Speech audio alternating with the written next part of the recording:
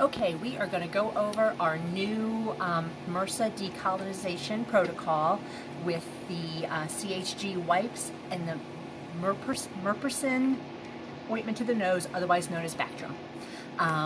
What's going to happen is once your patient is identified as MRSA positive and he meets all the criteria, which is at least 32 weeks gestation or 30 days or older and weighs at least 1,000 grams, then we can proceed with the CHG bath. What's going to happen is this lovely warmer right here is going to be kept in the clean utility room across from our MRSA cohort. Inside there are 3 different lights that will come on. A green light will come on when the wipes are ready. A red light will come on when you have to dispose of the wipes, and a yellow wipe comes on when the wipe is still in the warming process. These wipes are only good for a maximum of 3 days once they go in here. So the plan is for day shift, when you know that your patient will be getting a decolonization bath, you will be putting the wipes in here so that for night shift, they will be ready so they can use them at any point during their shift. Okay? When you open this, you're just going to reach in and take out the wipe, and then the light will go off, saying that you removed it. So once you take this out and put it at your bedside, you don't want to put it back in for a couple of reasons. Number one, because it's been in a patient that is MRSA positive room, and number two, if you put it back in, it thinks it's a new wipe. And remember, they're only good for three days. All right, so we're going to get our wipe, and we're going to go into our patient's room. So we get gowned up here.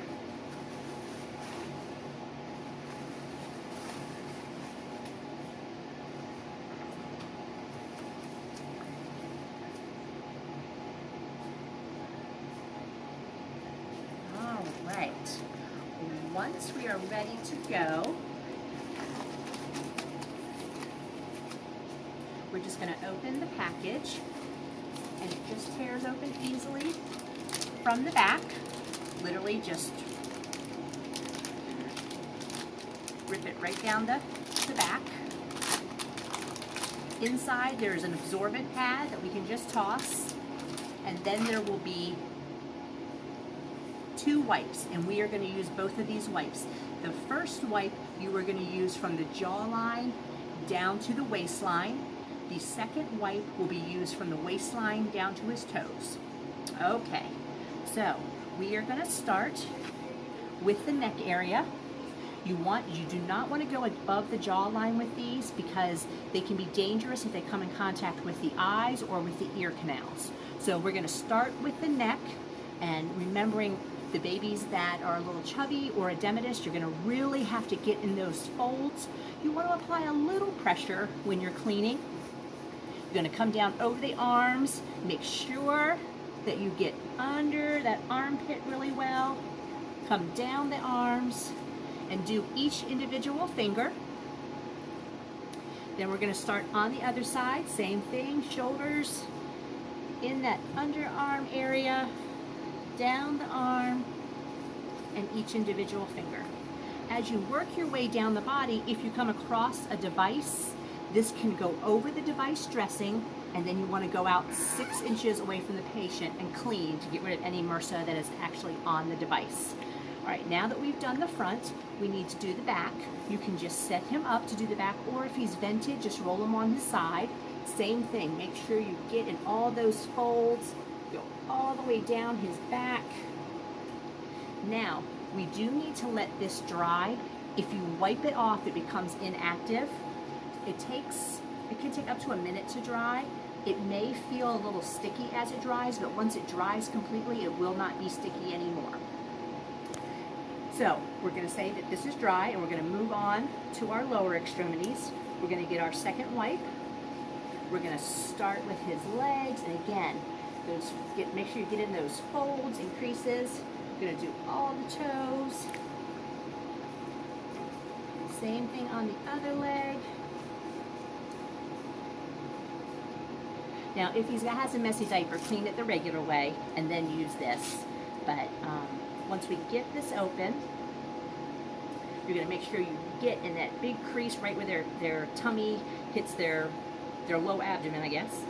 You're going to make sure you get in the creases of their thighs, especially those edematous babies. Remember, they're really hard to get into sometimes. You can use this right over the entire diaper area.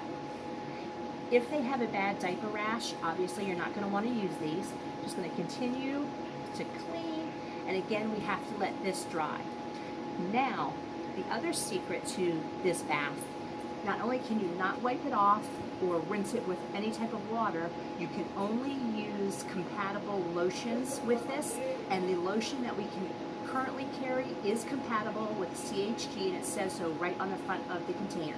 So if your baby has special smelly lotions, they will not be able to use them for the 5 consecutive days that they'll be getting this bath. So once this bath is ordered, if it's ordered on a Tuesday, they'll get bath Tuesday, Wednesday, Thursday, Friday, Saturday night, along with the Murpicin in their nose twice a day for the Murpicin.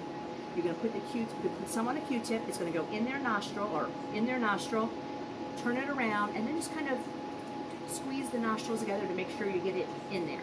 That will happen twice a day. The bath will happen once a day. The diaper area, if the baby soils, once the baby soils his diaper, you are just going to clean it the regular way. You are not going to reapply the CHG each time.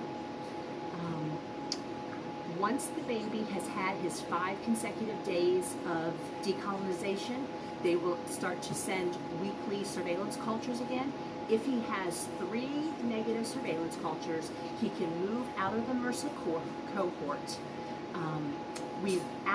I would ask the parents, when we start the decolonization process, to take his belongings home and wash them in very hot water, because if we just take them out of the bed and then put them back in the bed, we're just going to put MRSA right back in there.